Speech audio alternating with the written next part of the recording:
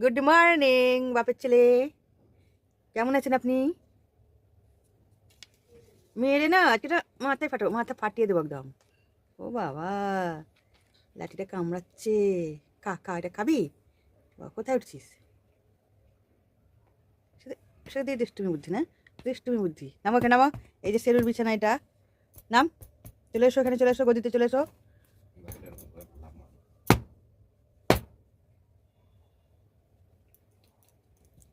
সেরু আমার জানে জানা, আমার জান, এটা আমার জান, এটা আমারও জান, আমার মেয়েরও জান, আমার স্বামীরও জান, আমাদের সবার প্রিয় সেরু।